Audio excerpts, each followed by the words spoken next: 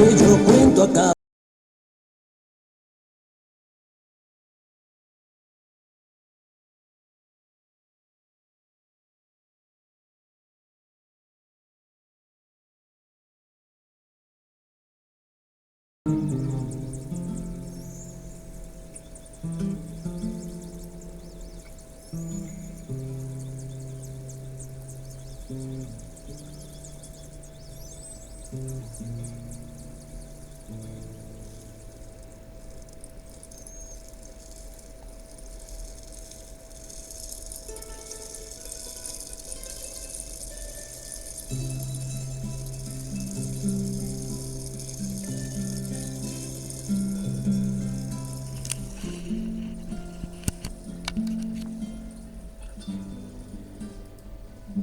Hay golpes en la vida tan fuertes, yo no sé. Golpes como del odio de Dios, como si ante ellos la resaca de todo lo sufrido se emposara en el alma. Yo no sé. Son pocos, pero son. Abren zanjas oscuras en el rostro más fiero y en el lomo más fuerte. ¿Serán tal vez los potros de bárbaros Atilas o los heraldos negros que nos manda la muerte? ¿Son las caídas hondas de los cristos del alma de alguna fe adorable que el destino blasfema? Esos golpes sangrientos son las crepitaciones de algún pan que en la puerta del horno se nos quema. Y el hombre, pobre, pobre, vuelve los ojos como cuando por el hombro nos llama una palmada. Vuelve los ojos y todo lo vivido se emposa como charco de culpa en la mirada. Hay golpes en la vida tan fuertes, yo no sé.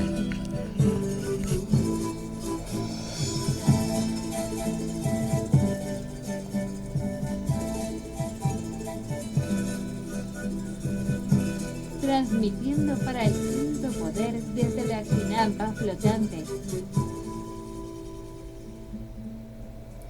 Caja de cuentos César Vallejo.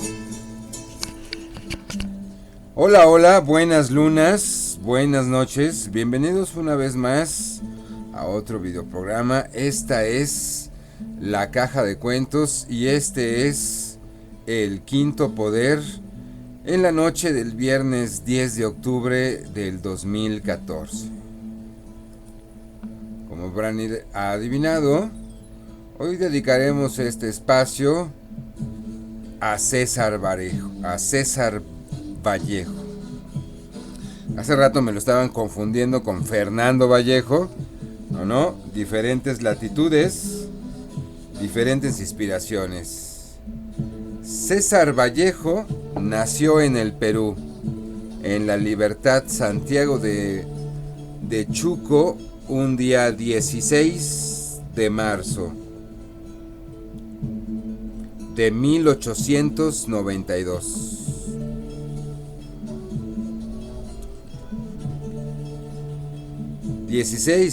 Día de la torre destruida. Y de marzo, pues era un Piscis. Piscis, la era de la doble moral. Pero bueno, es que dicen que los Piscis son capaces de todo. Sensibles como el agua, los rige Neptuno. Y pues a César Abraham Vallejo Mendoza lo trataremos esta noche. Murió un 15 de abril en París de 1938. Fue un poeta y escritor peruano. Y bueno, pues sin más, es considerado uno de los más grandes innovadores de la poesía del siglo XX y el máximo exponente de las letras en su país.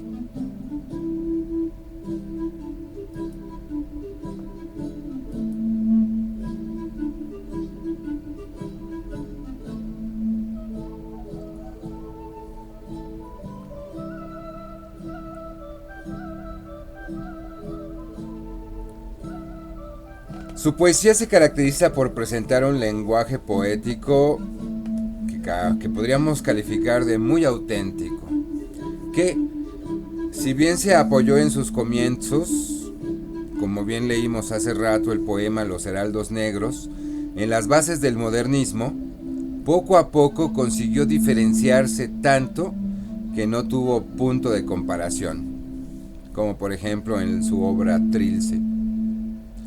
Además de la poesía, cultivó la narrativa, ofreciendo obras como Escalas y Paco Yunque, uno de los relatos más famosos. Se considera que César Vallejo es uno de los autores que supo anticipar el vanguardismo. Su legado como artista implicó una renovación del lenguaje literario, al que se unirían muchos poetas que le sucedieron, como Huidobro o el mismo James Joyce. De tal manera que, como es común en su época y en su generación, la mirada de Vallejo siempre había estado puesta en el afuera, en el eurocentrismo, visto desde la periferia, siempre volteando al viejo mundo, y cuando finalmente consiguió visitarlo, se sintió tan cerca de todo lo que siempre había deseado que jamás deseó volver a su tierra natal. Estuvo en Francia, España y Rusia, pero lamentablemente falleció siendo aún muy joven. Como lo había pedido su esposa, sus restos fueron enterrados en el famoso cementerio de Montparnasse.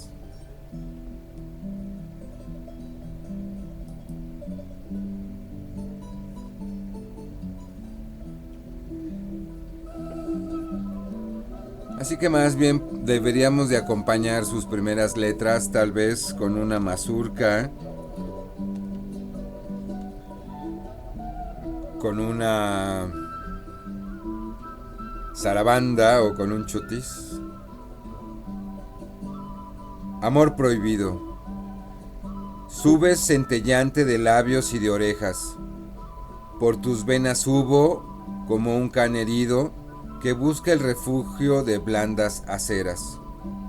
Amor, en el mundo tú eres un pecado, mi beso en la punta chispeante del cuerno del diablo, mi beso que es credo sagrado, espíritu del orópter que se pasa, puro en su blasfemia, el corazón que engendra al cerebro, que pasa hacia el tuyo, por mi barro triste, platónico estambre que existe en el cáliz donde tu alma existe. ¿Algún penitente silencioso siniestro? ¿Tú acaso lo escuchas, inocente flor? Y sabes que donde no hay un Padre Nuestro, el amor es un Cristo pecador.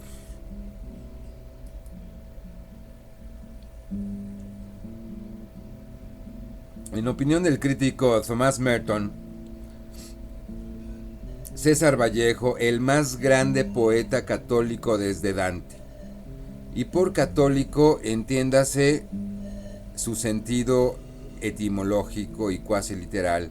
Nos referimos a universal. Y según Martin Seymour Smith, el más grande poeta del siglo XX en todos los idiomas. Publicó en Lima sus dos primeros poemarios, Los Heraldos Negros, en 1918, con poesías que, si bien en el aspecto formal son todavía de filiación modernista, constituyen a la vez el comienzo de la búsqueda de una diferenciación expresiva.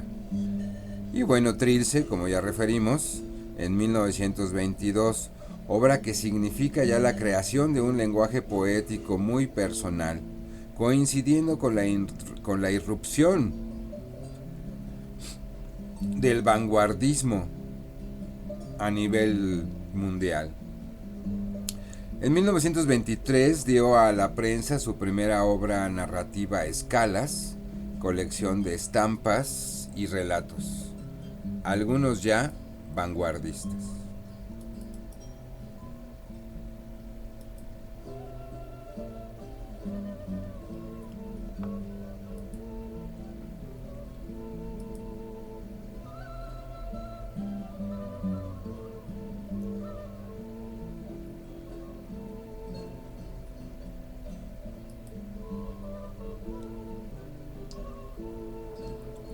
Capitulación. Anoche unos abriles granas capitularon ante mis mayos desarmados de juventud. Los marfiles histéricos de su beso me hallaron muerto y en un suspiro de amor los enjaulé. Espiga extraña, dócil, sus ojos me asediaron una tarde amaranto que dije un canto a sus cantos. Y anoche, en medio de los brindis, me hablaron las dos lenguas de sus senos abrazadas de sed. Pobre trigueña aquella, pobres sus armas, pobres sus velas cremas que iban al tope en las salobres espumas de un mar muerto, vencedora y vencida. Se quedó pensativa y ojerosa y granate. Yo me partí de Aurora y desde aquel combate de noches entran dos sierpes esclavas a mi vida.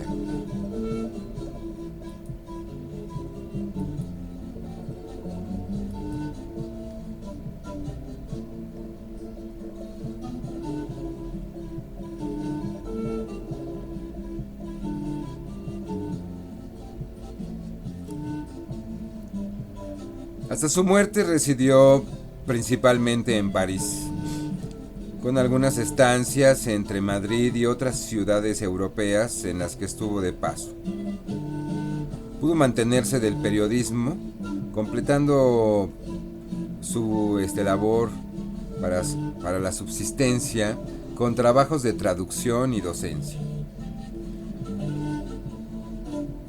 En la última etapa de su vida no publicó libros de poesía, aunque escribió una serie de poemas que aparecerían póstumamente.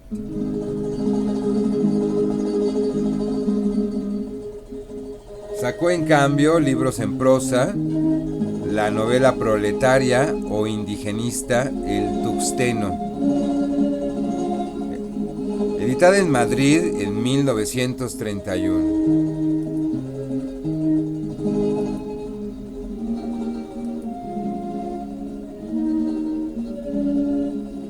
El libro de crónicas Rusia en 1931, editado en Madrid el mismo año. Por entonces, escribió también su cuento más famoso, Paco Yunque, que saldría a la luz después de su muerte.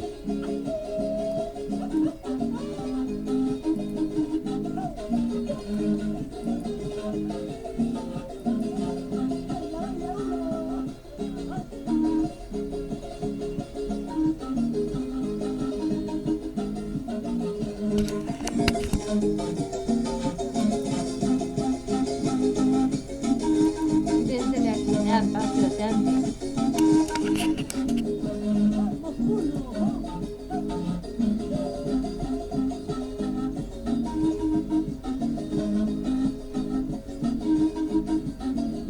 Paco Yunque es el nombre del protagonista infantil del relato, convertido en una de las figuras emblemáticas de la literatura peruana.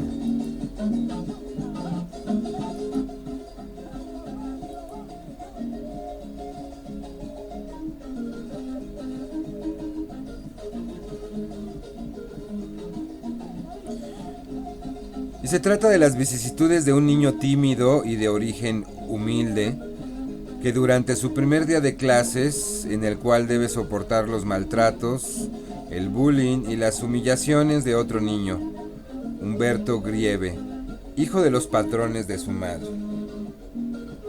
Así que la historia transcurre en una escuela de un pueblito innominado, si bien sabemos que el personaje principal, Paco Yunque, procede del campo. No podríamos precisar si la escuela se sitúa en la costa o en la región andina peruana. Tampoco podemos precisar la época en que se desenvuelven los hechos, aunque lo obvio sería situarlo en las primeras décadas del siglo XX. El relato empieza con el primer día de clases de Paco Yunque, hijo de una empleada doméstica que labora en la casa de Dorian Grieve, el gerente inglés de los ferrocarriles de la Peruvian Corporation y además alcalde del pueblo. Precisamente la razón por la que Paco iba a la escuela Era para que acompañara en sus juegos y estudios a Humberto Grief, el hijo del patrón, de la misma edad. Desde su llegada, Paco Yunque se enfrenta a la hostilidad de un lugar ajeno al campo donde siempre había vivido. Sencillamente queda aturdido al ver tantos niños juntos y tanto bullicio. Cuando ingresa al salón, el profesor lo sienta adelante, al lado de otro niño llamado Paco Fariña, quien desde un primer momento se propone ser su protector. Frente a los abusos y maltratos de Humberto Grief, que se justifica aduciendo que Yunque es su perra, su muchacho. El profesor tolera o minimiza el comportamiento de Grief, incluso su desidia y despropósitos, solo por ser el hijo del hombre más poderoso del pueblo. Mientras que con el resto de alumnos se muestra muy inflexible y severo. Este abuso e impunidad se ve reflejada aún más durante el examen. El profesor les dicta un cuestionario sobre el tema de los peces. Mientras todos se dedican a responder las preguntas, Humberto se pasa el tiempo garabateando y haciendo dibujos en su cuaderno. Posteriormente, en el recreo, se pone a jugar brutalmente con Paco Yunque hasta hacerlo llorar. Luego, de vuelta al salón, sustrae el examen de Yunque, borra su nombre y pone el suyo. Al momento de la entrega de los exámenes, Paco Yunque no sabe explicar la desaparición de la prueba y por lo tanto es descalificado y amonestado con reclusión. Grieve, quien entrega el examen de Yunque como el suyo, obtiene la más alta calificación y su nombre queda registrado en el cuadro de honor. Voces y gritos en el colegio, lleno de impotencia por la injusticia. Paco Yunque se limita a llorar mientras que su amigo Paco Fariña lo trata de consolar.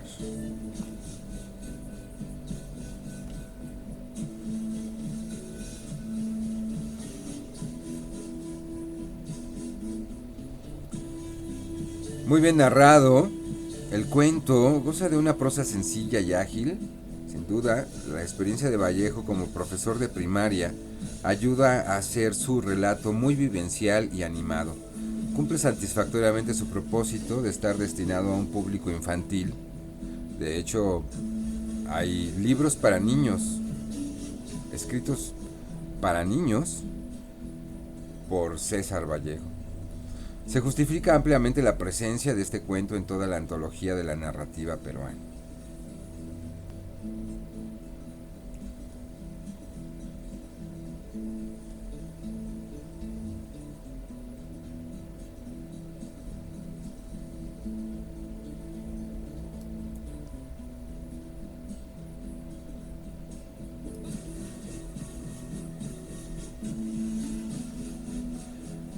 Comunión. Linda regia, tus venas son fermentos de mi no ser antiguo y del champán, negro de mi vivir. Tu cabello es la ignota raicilla del árbol de mi vid. Tu cabello es la hilacha de una mitra de ensueño que perdí. Tu cuerpo es la espumante escaramuza de un rosado Jordán y ondea como un látigo beatífico que humillara a la víbora del mal. Tus brazos dan la sed de lo infinito, con sus castas hespérides de luz, cual dos blancos caminos redentores, dos arranques murientes de una cruz, y están plasmados en la sangre invicta de mi imposible azul. Tus pies son dos heráldicas alondras que eternamente llegan de mi ayer, linda regia. Tus pies son las dos lágrimas que al bajar del espíritu ahogué un domingo de Ramos que entré al mundo, ya lejos para siempre de Belén.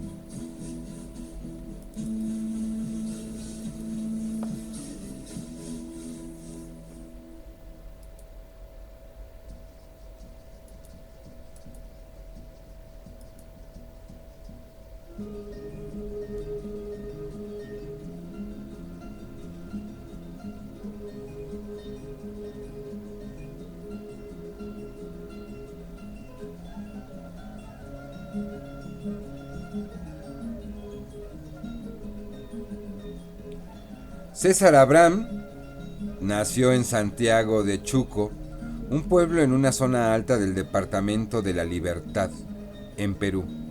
Hijo de Francisco de Paula Vallejo Benítez y María de los Santos Mendoza Gurrionero, fue el menor de 11 hermanos. Su apariencia mestiza se debió a que sus abuelas fueron indígenas, más sus abuelos gallegos. Era un hombre muy moreno, con nariz de boxeador y gomina en el pelo, recordaba César González Ruano en una entrevista publicada en El Heraldo de Madrid el 27 de enero de 1931. Sus padres habían querido que César Abraham hubiese sido sacerdote, por lo que en su primera infancia aceptó de muy buena gana asistir al seminario, y de allí que existan tantas referencias bíblicas y litúrgicas en sus primeros versos. Sus estudios primarios los realizó en el centro escolar número 271 del mismo Santiago de Chuco, pero desde abril de 1905 hasta 1909 estudió la secundaria en el Colegio Nacional San Nicolás de Huamachuco.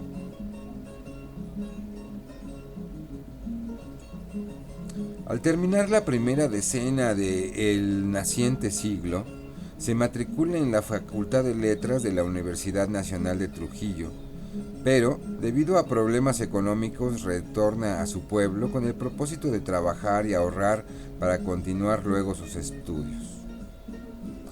Apoya a su padre con algunas tareas administrativas de gobernador y toma contacto con la realidad de los mineros de Quirubilca, cerca de Santiago de Chuco, lo que recordará más adelante en su ya mencionada narrativa de El Tuxteno.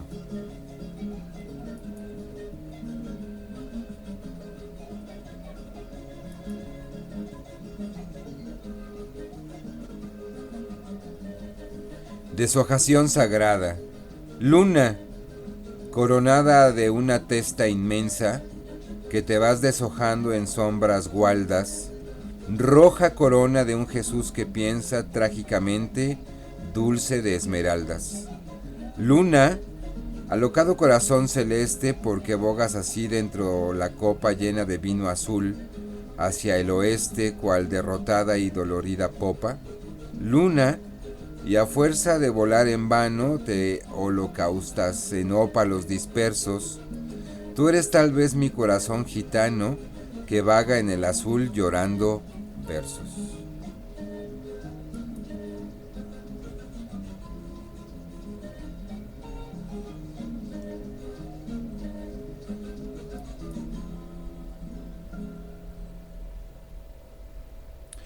Desnudo en barro. Como horribles batracios a la atmósfera, suben visajes lúgubres al labio, por el Sahara azul de la sustancia camina un verso gris, un dromedario.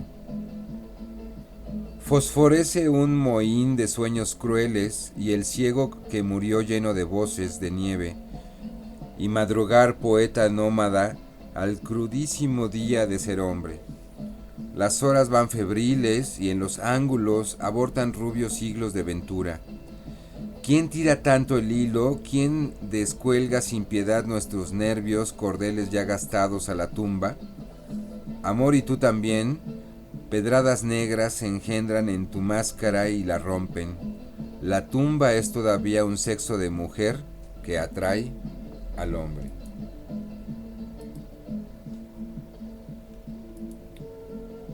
Y bueno, pues saludamos a nuestros espectadores.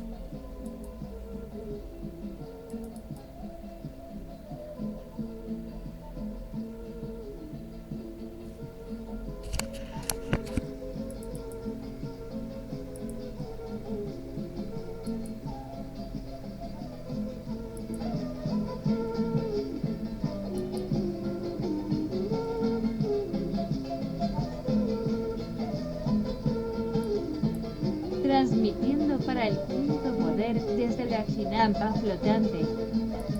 De la chinampa flotante.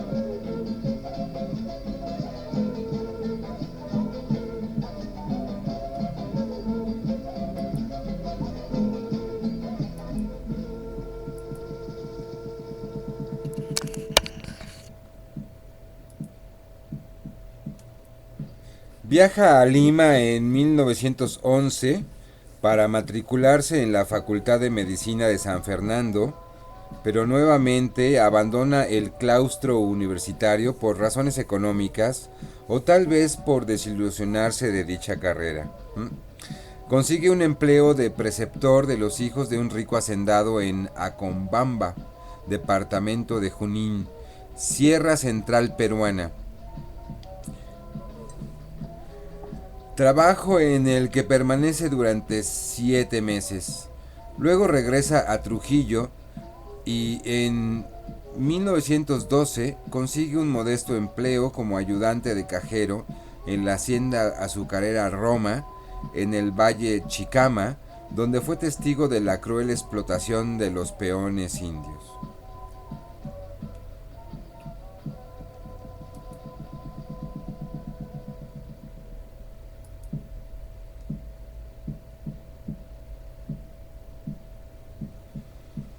El pan nuestro. Se bebe el desayuno, húmeda tierra de cementerio huele a sangre amada. Ciudad de invierno, la mordaz cruzada de una carrera que a arrastrar parece, una emoción de ayuno encadenada. Se quisiera tocar todas las puertas y preguntar por no sé quién, y luego ver a los pobres y, llorando quedos, dar pedacitos de pan fresco a todos y saquear a los ricos sus viñedos con las 12 manos santas que a un golpe de luz volaron desclavadas de la cruz. Pestaña matinal no os levantéis, el pan nuestro de cada día dánoslo, Señor. Todos mis huesos son ajenos, yo tal vez los robé. Yo vine a darme lo que acaso estuvo asignado para otros y pienso que, si no hubiera nacido, otro pobre tomaría este café. Yo soy un mal ladrón, ¿a dónde iré? Y en esta hora fría en que la tierra trasciende a polvo humano y es tan triste, quisiera yo tocar todas las puertas y suplicar a no sé quién perdón y hacerle pedacitos de pan fresco aquí en el hombro de mi corazón. En el horno de mi corazón.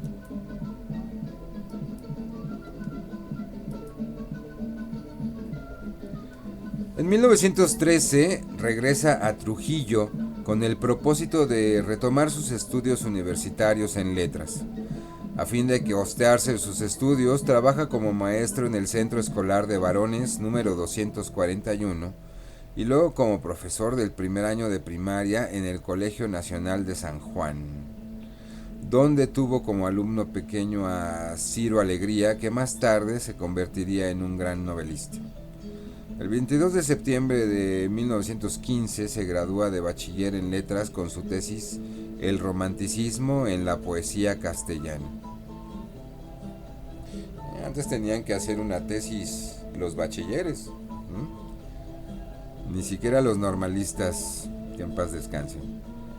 En fin, en 1916 frecuenta con la juventud intelectual de la época, agrupada en la bohemia trujillana, conocida luego como Grupo Norte, donde figuran a Antenor Orrengo, Alcides Spelucín, José Eulogio Garrido, Juan Espejo Asturriazaga, Macedonio de la Torre y Víctor Raúl Aya de la Torre. Publica sus primeros poemas en los diarios y revistas locales, algunas de las cuales son recogidas por Publicaciones de Lima, ¿no? Este sería como el ambiente proto-hipster. Y se enamora de María Rosa Sandoval, joven atractiva e inteligente, que fue la musa inspiradora de algunos de sus poemas de los Heraldos Negros. En 1917 conoce a Mirzo, Zoila Rosa Cuadrada, una muchacha de 15 años con quien sostiene un apasionado y corto romance. Al parecer, Vallejo intenta suicidarse a causa del desengaño. Ay, no vale la pena.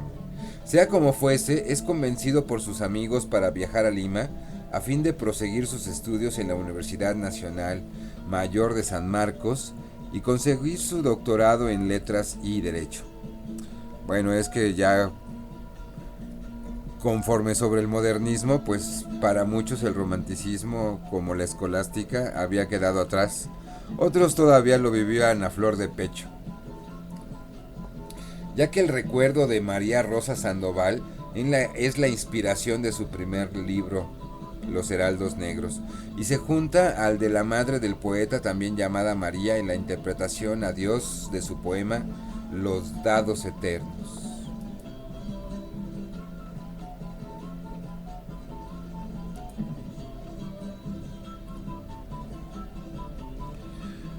Dedicado a Manuel González Prada, esta emoción bravía y selecta, una de las que con más entusiasmo me ha aplaudido el gran maestro. Dios mío, estoy llorando el ser que vivo, me pesa haber tomadote tu pan, pero este pobre barro pensativo no es cosa fermentada en tu costado. Tú no tienes Marías que se van. Dios mío, si tú hubieras sido hombre, hoy supieras ser Dios, pero tú que estuviste siempre bien, no sientes nada de tu creación, y el hombre si te sufre, el Dios es él. Hoy que en mis ojos brujos hay candelas, como en un condenado, Dios mío, prenderás todas tus velas, y jugaremos con el juego dado, tal vez, oh jugador, al dar la suerte del universo todo, surgirán las ojeras de la muerte como dos haces fúnebres de lodo.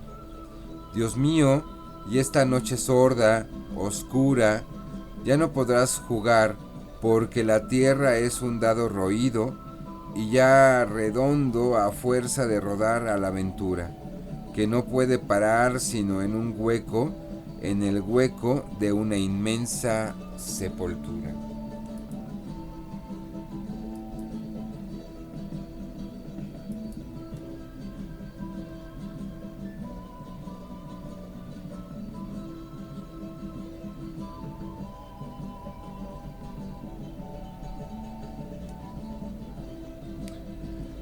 Así que después de más de un año de romance con María Rosa Sandoval, ella desaparece sin dejar huella.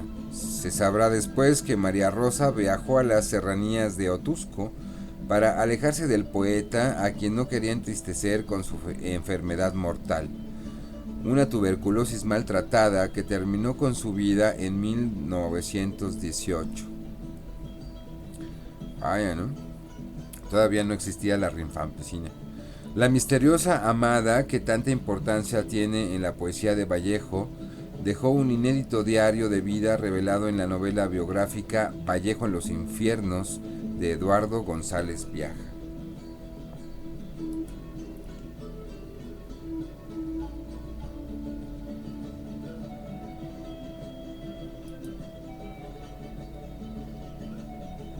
Mentira. Mentira si lo hacía de engaños y nada más. Ya está. De otro modo, también tú vas a ver cuánto va a dolerme el haber sido así. Mentira. Calla. Ya está bien. Como otras veces tú me haces esto mismo, pero yo también he sido así. A mí, que había tanto atisfado si de veras llorabas, ya que otras veces solo te quedaste en tus dulces pucheros, a mí, que ni soñé que los creyeses, me ganaron tus lágrimas, ya está. Mas ya lo sabes, todo fue mentira, y si sigues llorando, bueno, pues otra vez ni he de verte cuando juegues.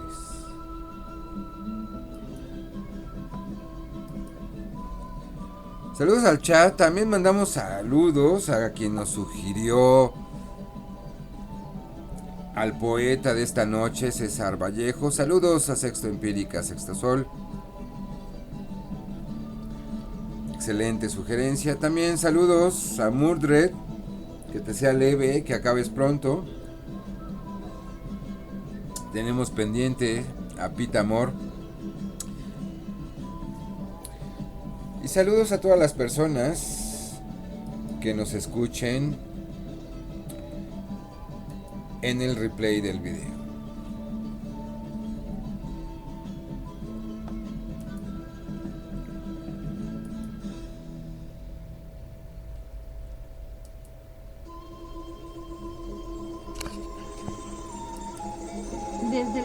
chinampa flotante.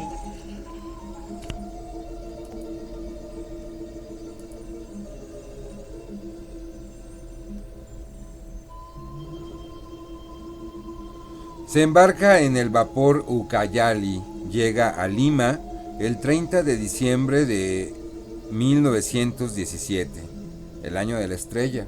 Conoce a lo más selecto de la intelectualidad limeña. Se encuentra con Clemente Palma, que había sido un furibundo detractor de su obra poética.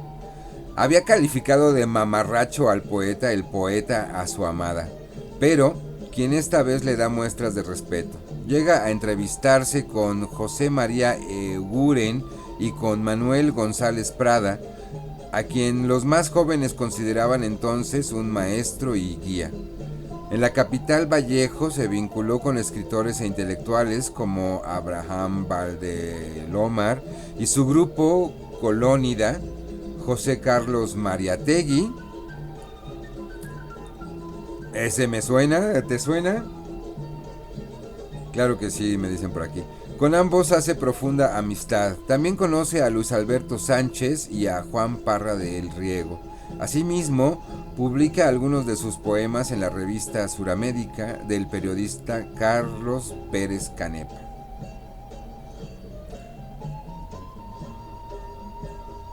Sí, ¿no? Cuando empiezas con el latinoamericanismo, en los estudios latinoamericanos, piensas que se llama María y se apellida Tegui. ¿Cómo crees, cabrón? José Carlos Mariátegui, ¿no? Un precedente semiótico en la filosofía latinoamericana. En 1918, César Vallejo entra a trabajar al Colegio Barros de Lima, cuando en septiembre de ese año muere el director y fundador de dicho colegio, así que Vallejo ocupa el cargo. Se enreda en otra tormentosa relación amorosa, esta vez con Otilia Villanueva, una muchacha de 15 años. ¡Sas! Ahí un pequeño rasgo pedófilo, cuñada de uno de sus colegas. Debido a ello pierde su puesto de docente. Otilia será la inspiración de varios de los poemas de Trilce. Qué fuerte, ¿no? ¿Qué vez pasará con los que se apellidan Vallejo? César, un pedófilo enamorado de una niña, aunque bueno, pues en esas épocas ya a los 15 años a la pobre chica ya la consideraban una mujer en todo en el sentido de merecer. O el otro Vallejo, ¿no? Que tiene una vocación totalmente pederasta a gritos y además un fiero defensor de los perros. Pero bueno, volviendo a César, al año siguiente, ya para casi acabar la segunda década, el cuarto lustro del naciente siglo, César consigue un empleo como inspector disciplinario y profesor de gramática castellana en el Colegio Nacional Nuestra Señora de Guadalupe. Eso me recuerda a uno, ¿no? Que tenía el puesto de prefecto, ¿no? Y que andaba ahí siempre checando a todo mundo en la secundaria y en la prepa. En fin. Y pues prácticamente de esto es de lo que tiene que vivir César en estos momentos.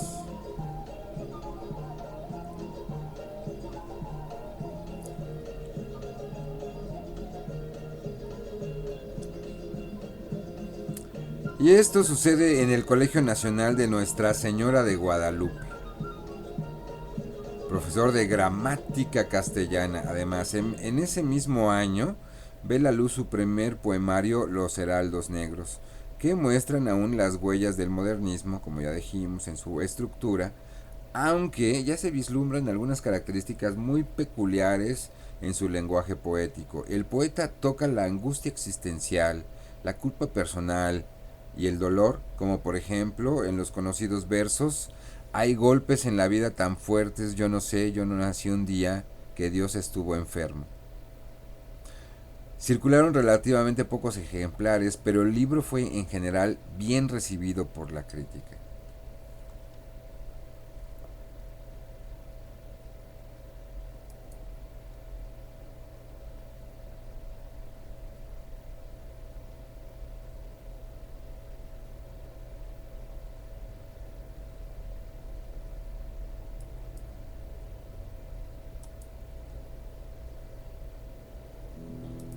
Desde la chinampa flotante.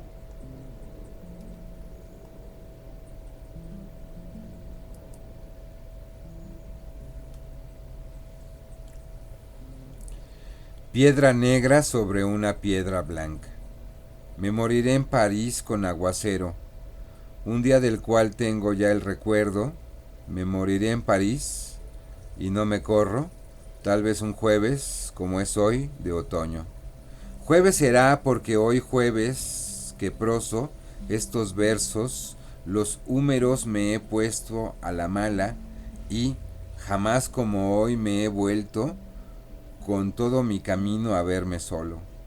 César Vallejo ha muerto, le pegaban todos sin que él les haga nada, le daban duro con un palo y duro, también con una soga. Son testigos los días jueves y los huesos húmeros, la soledad, la lluvia, los caminos.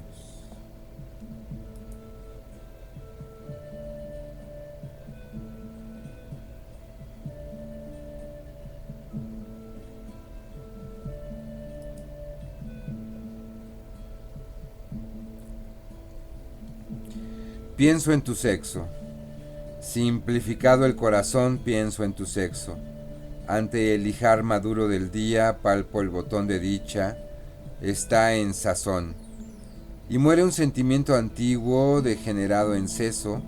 Pienso en tu sexo, surco más prolífico y armonioso que el vientre de la sombra, aunque la muerte coincide y pare de Dios mismo. Oh conciencia, pienso sí, en el bruto libre que goza donde quiere, donde puede. Oh escándalo de miel de los crepúsculos, oh estruendo mudo, oh du modu neurse.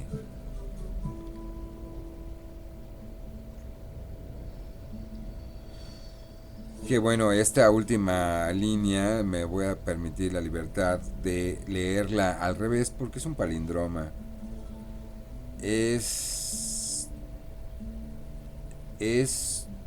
Estruendo mudo. Estruendo mudo. Odumos neurste. O tal vez un falso palindroma.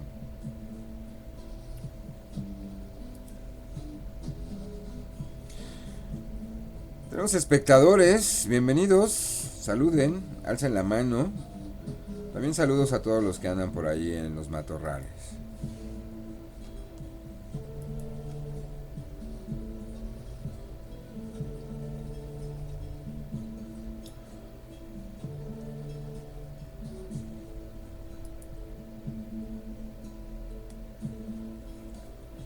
Nochebuena.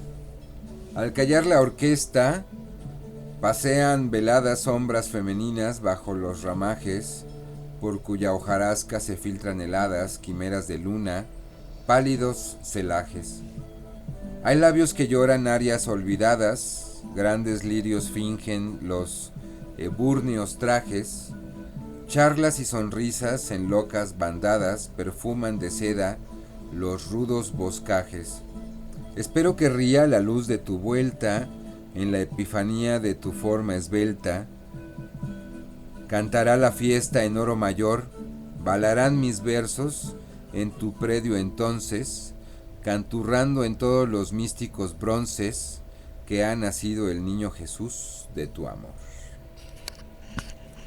Tal vez les parezca un poco chocante toda esta cuestión que pues alude, ¿no?, a las cuestiones religiosas, pero bueno, pues también hay que ubicar, ¿no?, el sentido que le da propiamente, ¿no?, que es hasta cierto punto irónico Y también pues hay que entender, ¿no?, las circunstancias y su tiempo.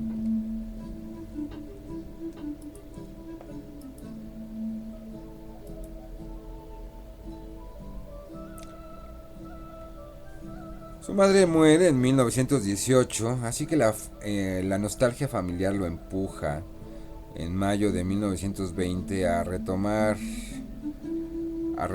mejor dicho, a Santiago de Chuco. Ya para el 1 de agosto ocurre el incendio y saqueo de una casa del pueblo perteneciente a la familia Santa María Calderón, arrieros negociantes de mercaderías y alcohol desde la costa, suceso del cual se acusa injustamente a Vallejo como participante y acusador. Se le señala, se esconde, pero es descubierto, apresado y arrojado a un calabozo de Trujillo, donde permanecerá durante 112 días, en la peste más ignominiosa. Del 6 de noviembre de 1920 al 26 de febrero de 1921 en condiciones verdaderamente lamentables. El 24 de diciembre de 1920 gana el segundo premio. El primero fue declarado desierto de la municipalidad de Trujillo con el poema Fabla de Gesta, que es un elogio al marqués de Torretagle. Lo curioso de este suceso es que Vallejo compitió escondiendo su identidad tras un seudónimo a fin de dar cierta imparcialidad al concurso. Tras salir finalmente en libertad condicional, se dirige nuevamente a Lima, donde su cuento de corte fantástico Más allá de la vida y de la muerte fue premiado en un concurso literario.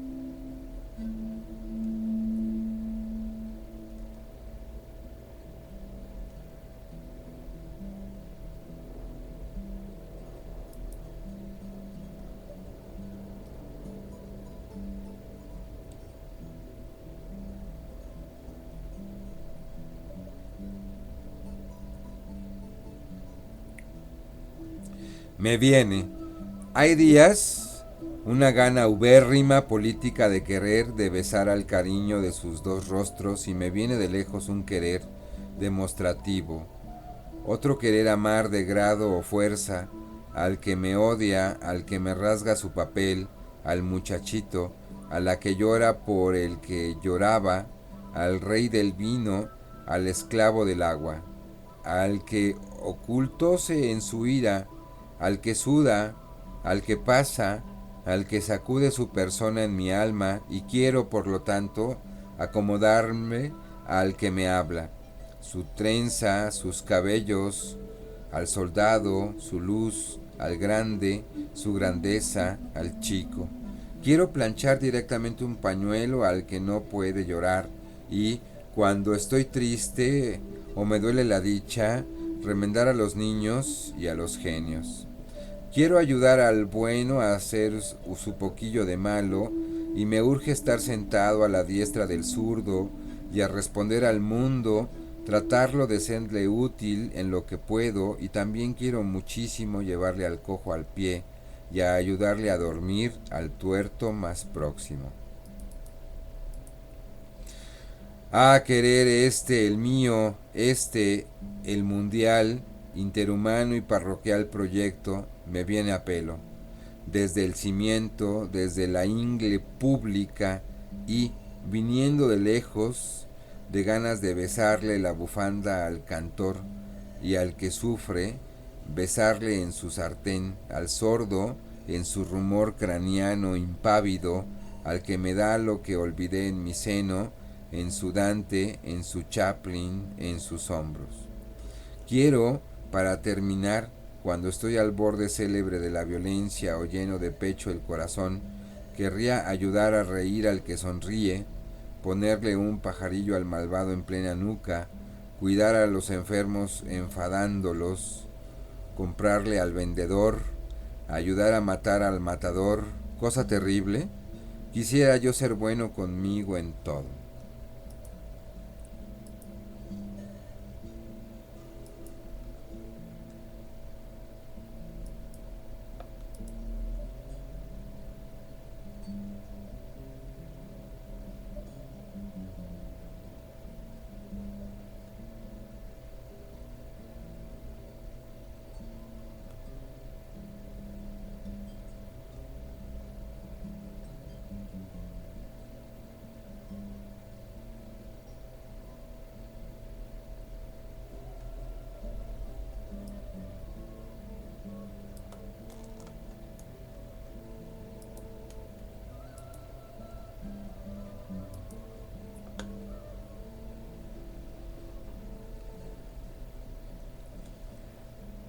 El monto del premio lo destina a financiar otras publicaciones literarias. En octubre de 1922 ve la luz su segundo poemario Trilce, prologado por su amigo Antenor Orrego. Es recibido tibiamente por la crítica, pero no alcanzaba aún a comprender la literatura de vanguardia. Salvo por el propio Orrego, quien dijo de Vallejo: a partir de este sembrador se inicia una nueva época de la libertad, de la autonomía poética, de la vernácula articulación verbal. Trilce anticipó gran parte del vanguardismo que se desarrollaría en los años 1920 y en los 30. En este viejo libro Vallejo lleva la lengua española a límites insospechados. Utiliza neologismos, inventa palabras, forza la sintaxis, emplea la escritura automática y utiliza otras técnicas pues que son que llegan a él a través de los surrealistas y del Dada. Se adelantó a la renovación del lenguaje literario que después ensayaría, por ejemplo, Vicente Huidobro en su poemario Altavoz en 1931, o el mismo James Joyce en su relato onírico Finnegan's Wake de 1939.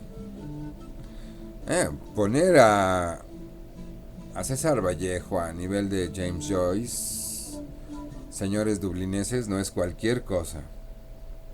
En marzo de 1923, Vallejo publica una corta edición de escalas o escalas melografiadas, colección de relatos y cuentos, algunos ya vanguardistas.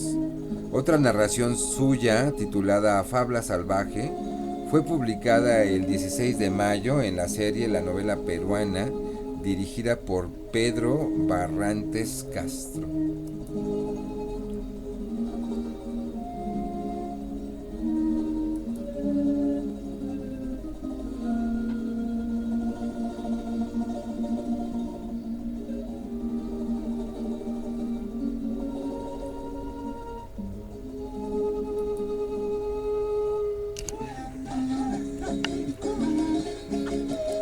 Transmitiendo para el quinto poder desde la chinampa flotante.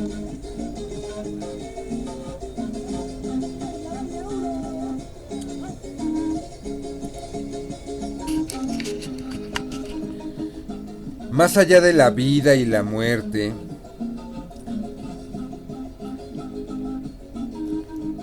jarales, estadizo de julio, viento amarrado a cada peciolo manco del mundo grano que en él gravita, lujuria muerta sobre lomas onfaloideas de la sierra estival, espera.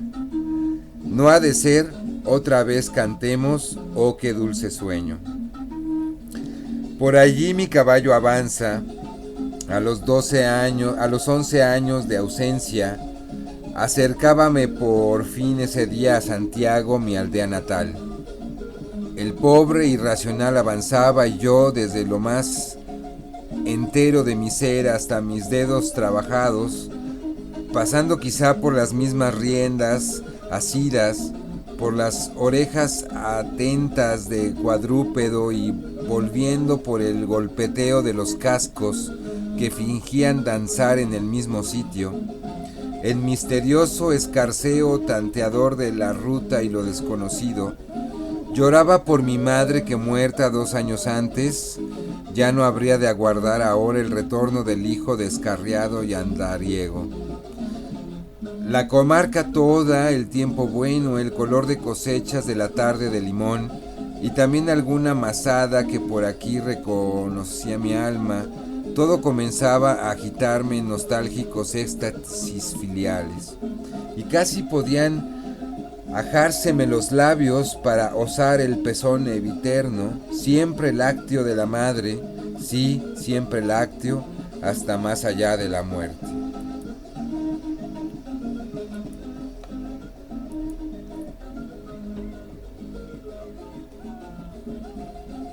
Con ella había pasado seguramente por ahí de niño, sí, en efecto, pero no.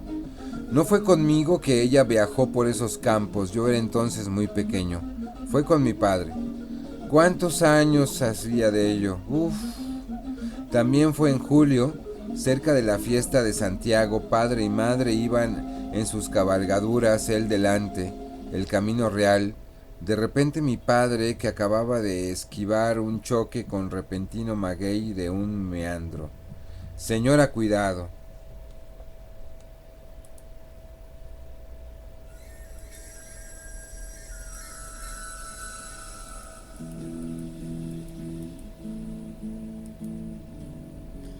Y mi pobre madre ya no tuvo tiempo y fue lanzada ay del arzón de las piedras del sendero. Tornáronla en camilla al pueblo. Yo lloraba mucho por mi madre y no me decían qué le había pasado. Sanó. La noche del alba de la fiesta, ella estaba ya alegre y reía. Yo estaba ya en cama y todo era muy bonito. Yo tampoco lloraba ya por mi madre.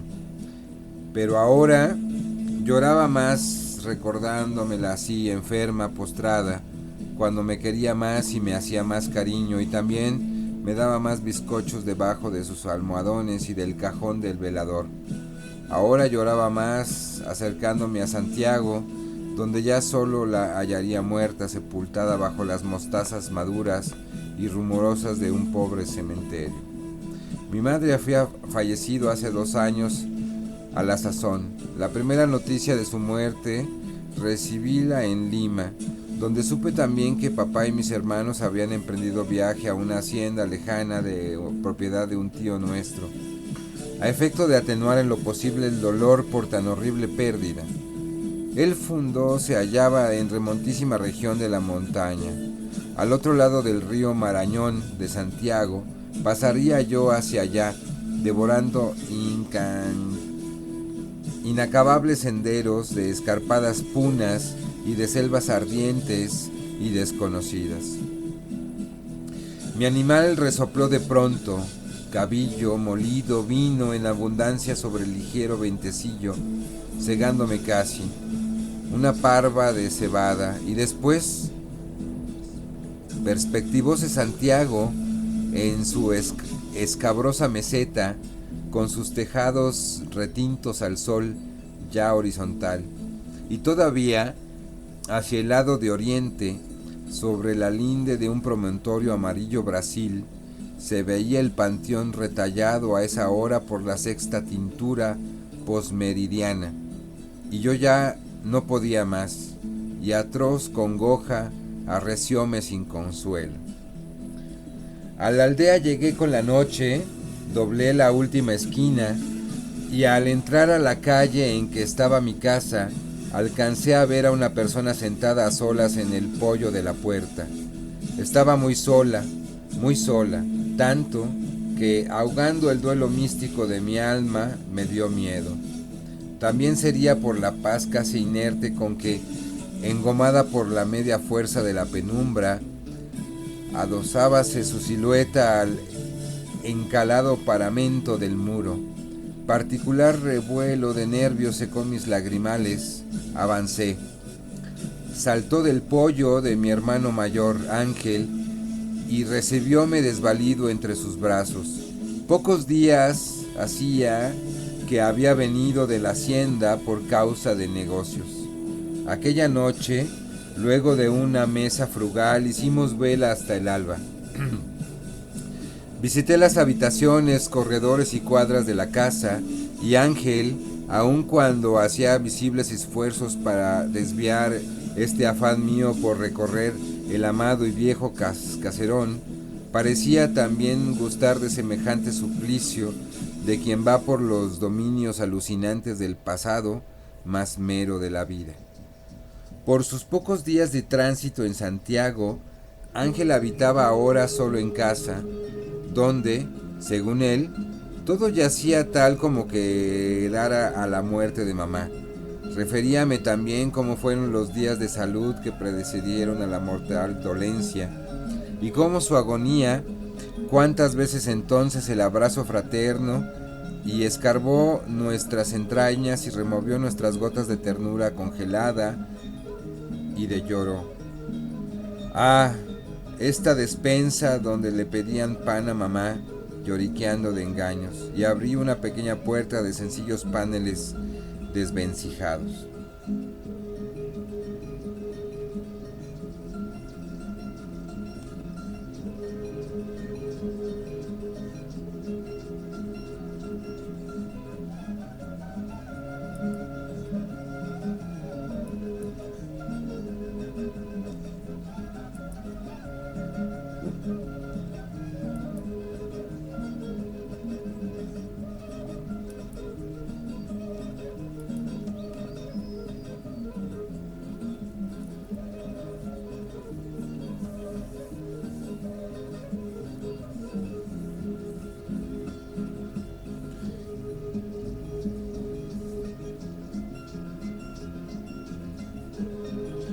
Es admitido nuevamente como profesor en el Colegio Guadalupe, puesto en el cual no durará mucho tras ser declarado cesante. Hastiado de la mediocridad local, tenía ya sus miras puestas en el viejo mundo. Con el dinero que le adeudaba el Ministerio de Educación, se embarca rumbo a Europa, de donde no regresará más. Viaja en el vapor Oroya el 17 de junio de 1923, con una moneda de 500 soles. Arriba a París el 13 de julio. Sus ingresos, siempre insuficientes, provenían del periodismo.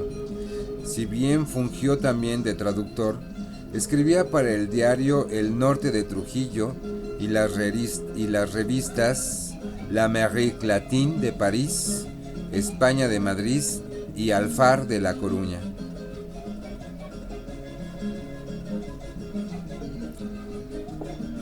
Sus 2 primeros años en París fueron de mucha estrechez económica, al punto que muchas veces tuvo que dormir a la intemperie. Inicia su amistad con el escritor español Juan Larrea y con Vicente Huidobro. Traba contacto con importantes intelectuales como Tristán Tzara, ¿no? E incluso conoce a Pablo Neruda. A principios de 1924 recibe la noticia de la muerte de su padre. En octubre es hospitalizado en el Hospital de Caridad Pública a consecuencia de una hemorragia intestinal. Fue operado y pudo restablecerse. En 1925 empieza a trabajar como secretario de la recién fundada Le Grand Journal Iberoaméricain, o los grandes periódicos iberoamericanos, una vasta organización publicitaria. También empieza a colaborar con la revista limeña Mundial. Ese año, el gobierno español le concede una modesta beca para que pudiera continuar sus estudios universitarios de Derecho en España. En los 2 años siguientes visitará periódica y brevemente Madrid, a fin de cobrar a plazo fijo el monto de la beca, aunque sin estudiar. En octubre de 1927 renunciará a dicha beca. Nunca se doctoró en letras ni en derecho. Renuncia a su trabajo en los grandes periódicos iberoamericanos en 1926 y conoce a su primera compañera francesa, Henrietta Maïs, con quien convivirá hasta octubre de 1928. Con Larrea funda la revista Favorables Paris Poema y con Pedro Abril de Vivero el semanario La Semana Parisienne. Ambas publicaciones tuvieron vida efímera. Empieza a enviar colaboraciones para la revista limeña Variedades. En 1927 conoce en París a Georgette Maria Philippard Travers, una joven de 18 años que vivía con su madre en un apartamento situado enfrente del hotel donde se hospedaba. Profundiza sus estudios sobre el marxismo. Aparece una narración suya en Amauta, la revista que fundara en Lima su amigo José Carlos Mariátegui. Ya vi de por dónde brincó el peine, en la que también reproduce varias de sus crónicas periodísticas. En abril del año siguiente enferma nuevamente de gravedad, pero se recupera a los pocos meses. Todavía le acompañaba Henrietta. Empieza a interesarse con más ahínco por las cuestiones político-sociales. Ese mismo año realiza su primer viaje a Rusia, retorna a París y funda la célula parisina del Partido Socialista que había fundado Mariátegui en su patria, después denominado Partido Comunista Peruano.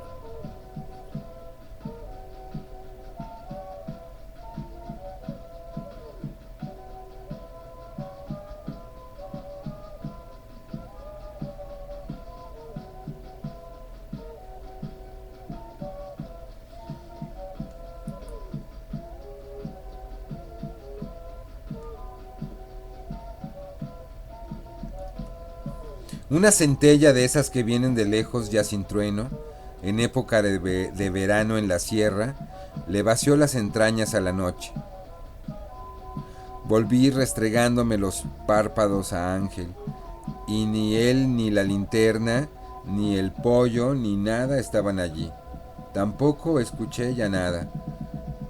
Sentíme como en una tumba. Después volunía a ver a mi hermano, la linterna, el pollo. Pero creí notarle ahora a Ángel el semblante como refrescado, apacible, y quizás me equivocaba. Diríase restablecido de su aflicción y flaqueza anteriores. Tal vez, repito, esto era un error de visión de mi parte, ya que tal cambio no se puede ni siquiera concebir. Me parece verla todavía, continué sollozando, no sabiendo la pobrecilla qué hacer para la dádiva y agruyéndome. Ya te cogí, mentiroso, ¿quieres decir que lloras cuando estás riendo a escondidas? Y me besaba a mí más que a todos ustedes, como yo era el último también. Al término de la velada de dolor, Ángel parecióme de nuevo muy quebrantado y, como antes de la centella, asombrosamente descarnado. Sin duda, pues, había yo sufrido una desviación de la vista, motivada por el golpetazo de luz del meteoro, al encontrar antes en su fisonomía un alivio y una lozanía que, naturalmente, no podía haber ocurrido. Aún no asomaba la aurora del día siguiente cuando monté y partí para la hacienda, despidiéndome de Ángel, que quedaba todavía unos días más por los asuntos que habían motivado su arribo a Santiago. Finada la primera jornada del camino, acontecióme algo inaudito. En la posada hallábanse reclinado en un poyo descansando, y he aquí que una anciana del bollo, de pronto mirándome asustada, preguntóme lastimera: ¿qué le ha pasado, señor, en la cara? Parece que la tiene usted ensangrentada, Dios mío. Salté del asiento y al espejo advertirme en efecto el rostro encharcado de pequeñas manchas de sangre reseca. Tuve un fuerte escalofrío y quise correr de mí mismo. ¿Sangre? ¿De dónde? Yo ya había juntado el rostro al de Ángel que lloraba, pero no, ¿de dónde era esa sangre? Comprenderás el terror y la alarma que anudaron en mi pecho mil presentimientos. Nada es comparable con aquella sacudida de mi corazón. No habrán palabras tampoco para expresarla ahora ni nunca. Y hoy mismo, en el cuarto solitario donde escribo, está la sangre añeja aquella y mi cara en ella untada, y la vieja del tambo y la jornada y mi hermano que llora, a quien no beso, mi madre muerta. Y al trazar las líneas anteriores he huido disparado de a mi balcón jadeante y sudando frío. Tal es de espantoso y apabullante el recuerdo de esa escarlata misteriosa. Oh, noche de pesadilla, en esa inolvidable choza en que la imagen de mi madre muerta alternó entre forcejeos de extraños hilos sin punta que se rompían luego de ser solo vistos, con la del ángel que lloraba rubíes vivos por siempre jamás.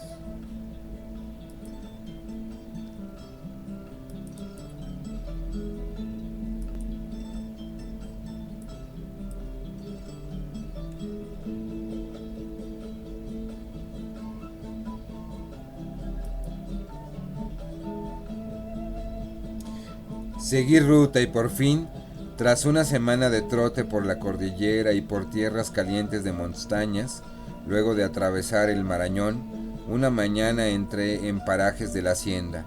El nublado espacio reverberaba a saltos con lontanos truenos y solanas fugaces. Desmonté junto al bramadero del portón de la casa que da al camino. Algunos perros ladraron en la calma apacible y triste de la fuliginosa montaña. Después de cuánto tiempo tornaba yo ahora a esa mansión solitaria, enclavada en las quiebras más profundas de las selvas.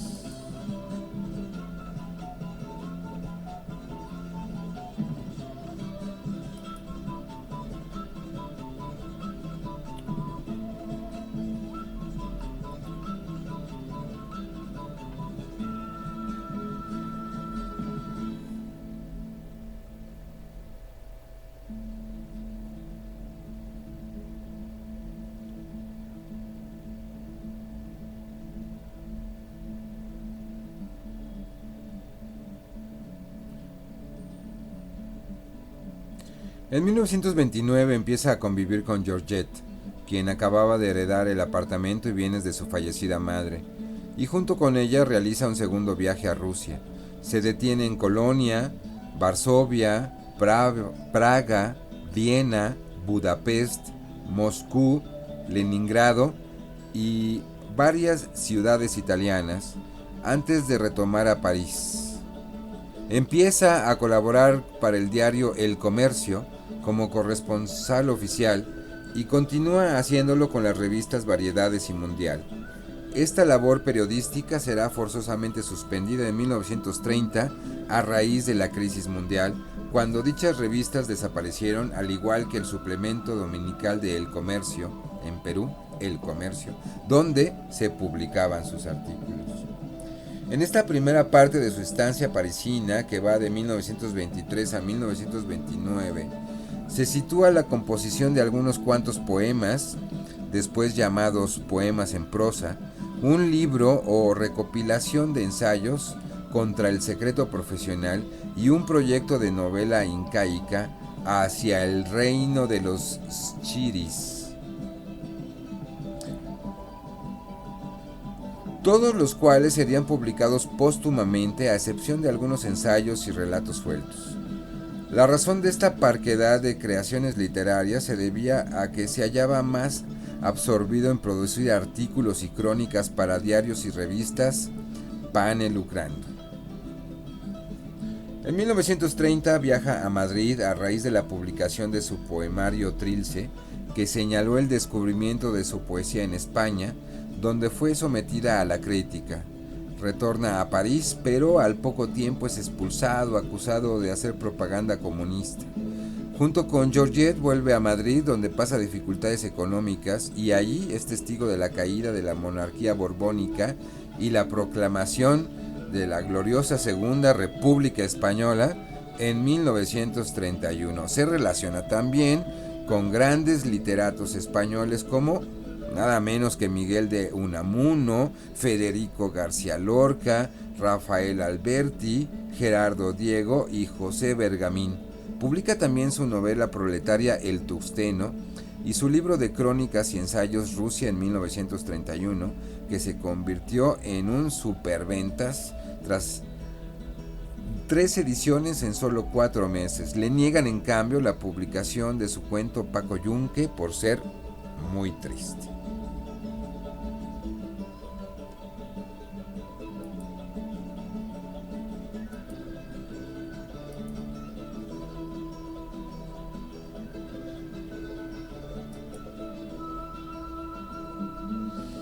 Oh, noche de pesadilla en esa inolvidable choza en que la imagen de mi madre muerta alternó entre forcejeos de extraños hilos sin punta que se rompían luego de solo ser vistos, con la de ángel que lloraba rubíes vivos por siempre jamás. Seguí ruta y por fin, tras una semana de trote por la cordillera y por tierras calientes de montaña, luego de atravesar el Marañón y una maraña entre parajes de la hacienda, el nublado espacio reverberaba saltos con lontanos truenos y solanas fugaces. Una voz que llamaba y contenía desde adentro a los mastines. Entre el alerta gárrulo de las aves domésticas, alborotadas, pareció ser olfateada extrañamente por el fatigado y tembloroso solípedo que estornudó repetidas veces, enristró casi horizontalmente las orejas hacia adelante y, encabritándose, probó a quitarme los frenos de la mano en son de escape. La enorme portada estaba cerrada, diríase que tóquela de manera casi maquinal.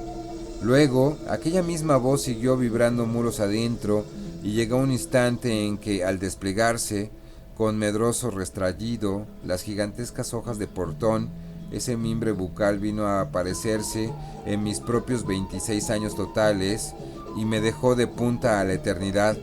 Las puertas hiciéronse a ambos lados. Meditad brevemente sobre suceso increíble, rompedor de las leyes de la vida y de la muerte, superador de toda posibilidad, palabra de esperanza y de fe, entre el absurdo y el infinito, innegable desconexión de lugar y de tiempo, nebulosa que hace llorar de inarmónicas armonías incognoscibles.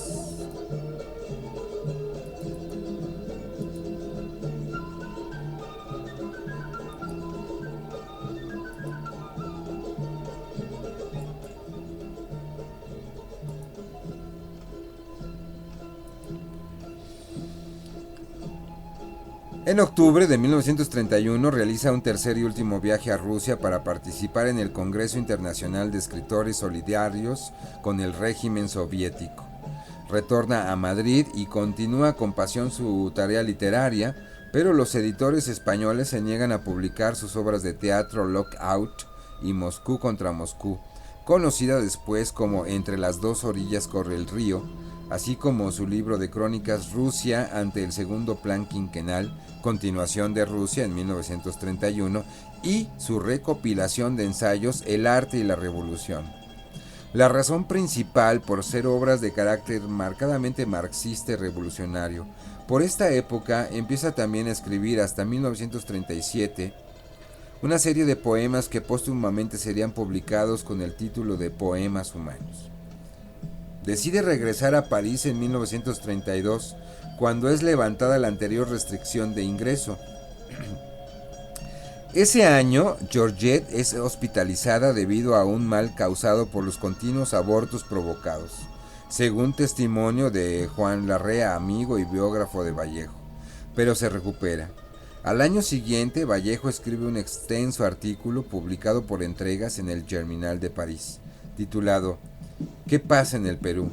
Pero ese tiempo deambula por pensiones y hoteles parisinos en medio de una gran angustia económica. En 1934 se casa por lo civil con Georgette. Por entonces termina de escribir otra de sus obras teatrales, Colacho Hermanos o Presidentes de América, sátira contra los gobiernos latinoamericanos sumisos al imperialismo yanqui, pero que ningún editor se animó a publicar. También le rechazaron otro libro de ensayos que quiso dar a la prensa contra el secreto profesional. Entre 1935 y 1936 escribe varios cuentos: El niño de El Carrizo, Viaja alrededor del porvenir, Las 2 horas y El vencedor, bocetos narrativos que serían publicados años después de su muerte.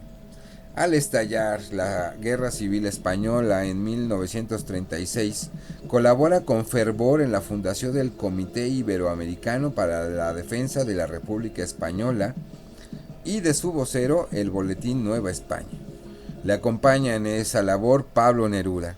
En diciembre de dicho año viaja por unos días a España, pasando por Barcelona y por Madrid.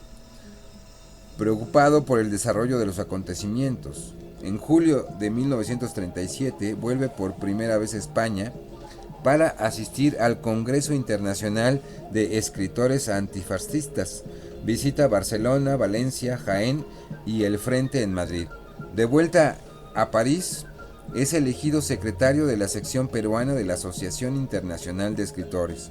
Entre septiembre y noviembre escribe sus últimas composiciones líricas de Poemas Humanos y España, aparte de mi cáliz, y así como el drama de tema incaico La Piedra Cansada.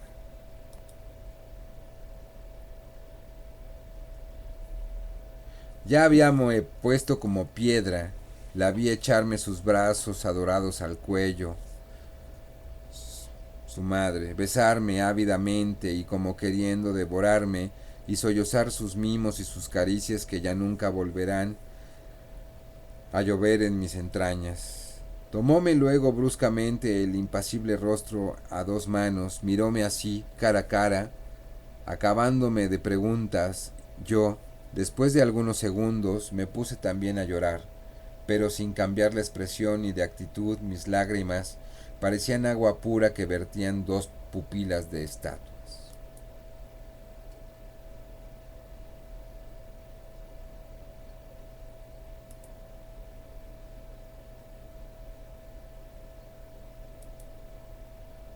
Por fin enfoqué todas las dispersas luces de mi espíritu, retiréme algunos pasos atrás e hice entonces comparecer, oh Dios mío, a esa maternidad a la que no quería y recibir mi corazón, y la desconocía y le tenía miedo.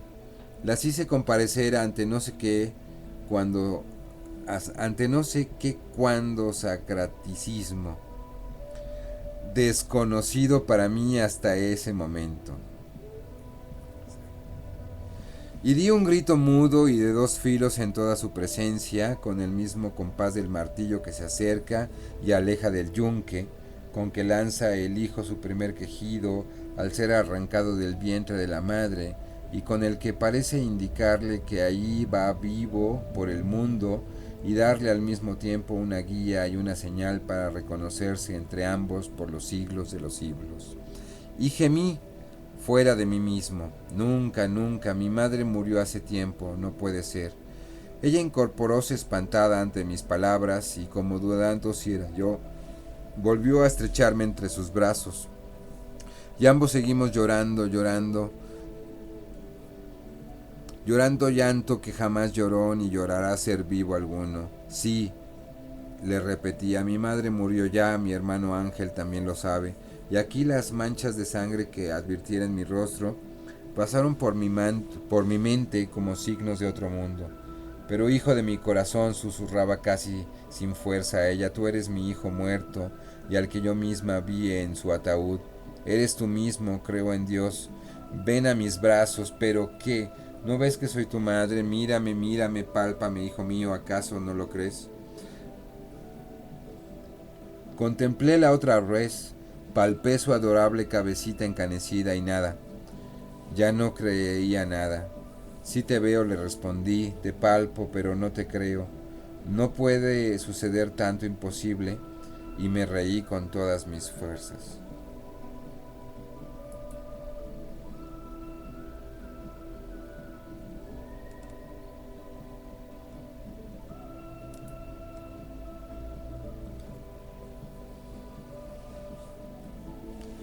A inicios de 1938 trabaja como profesor de lengua y literatura en París.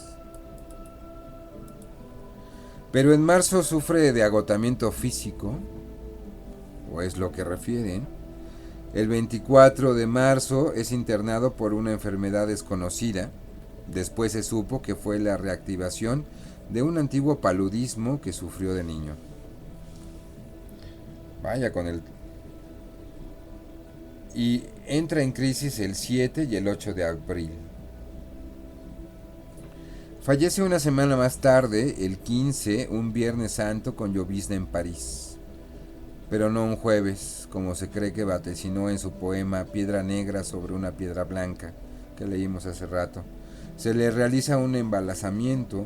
Su elogio fúnebre estuvo a cargo del escritor francés Louis Aragon. El 19 sus restos son trasladados a la Mansión de la Cultura y más tarde al cementerio de Montrouge. Después de 32 años de reposa en el cementerio Montrouge, el 3 de abril de 1970, su viuda, Georgette Vallejo, traslada sus restos al cementerio de Montparnasse, escribiendo en su epitafio: he nevado tanto para que duermas.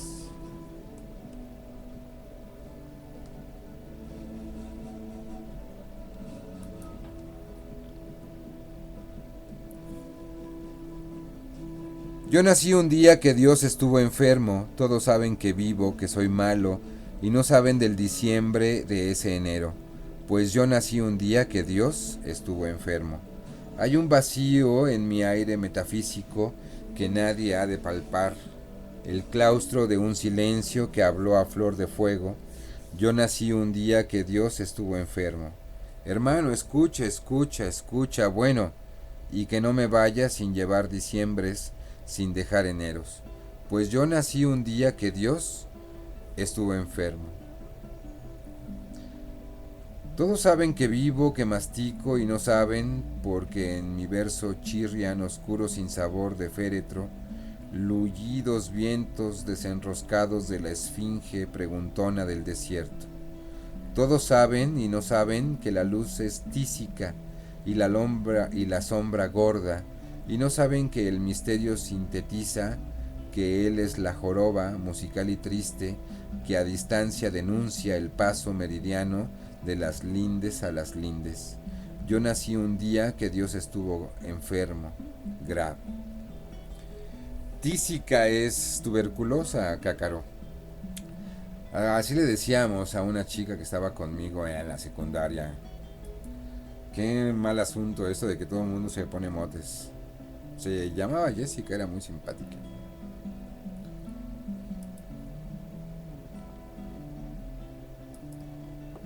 Y bueno, pues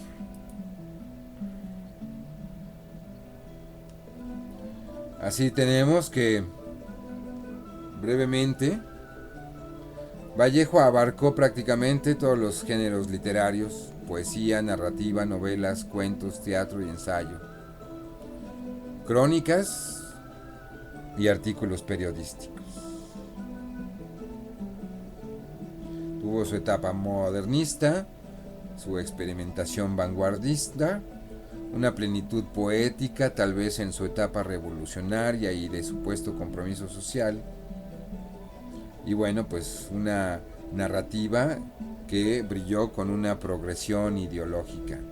Escribió teatro, como ya dijimos, y también tradujo del francés al castellano al general Mangin, a Henri Barbusse y a Marcel Aimé.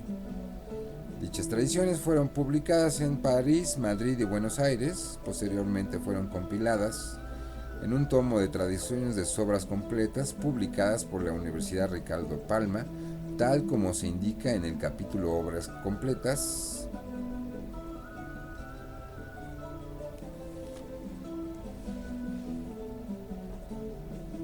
Y bueno, pues hay obras completas de la Pontificia Universidad Católica del Perú en 14 volúmenes. Poesía completa, autógrafos olvidados, narrativa completa, texto completo, artículos y crónicos completos, ensayos y reportajes, correspondencia, traducciones, cartas de César Vallejo a Pablo Abril de Vivero, etc. Así, bueno, pues hemos dado un atisbo a la obra y a la vida de César Vallejo. Todavía nos alcanza, tal vez sí, para leer un último poema, precisamente Trilce. Hay un lugar que yo me sé, en este mundo nada menos, a donde nunca llegaremos, donde, aun si nuestro pie llegase a dar por un instante, será en verdad como no estarse. En este sitio que se va a cada rato en esta vida, andando, andando de uno en fila, en este sitio que se ve, más acá de sí mismo y de mi par de yemas, lo he entrevisto siempre lejos de los destinos. Ya podéis iros a pie o a puro sentimiento en pelo, que a él no arriban ni los sellos. El horizonte color té se muere por colonizarle para su gran cualquiera parte, mas el lugar que yo me sé, en este mundo nada menos, hombreado ya por los reversos, cerrada aquella puerta que está entreabierta en las entrañas de ese espejo, está, No, su hermana, no se puede cerrar, no se puede llegar nunca a aquel sitio do van en rama los pestillos. Tal es el lugar que yo me sé.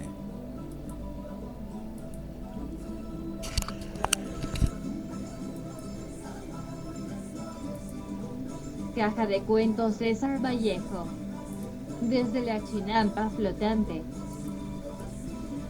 Y es así que hemos llegado entonces al final de esta caja de cuentos. Buenas lunas, buenas noches. Chao, chao. ¿Cuál fue?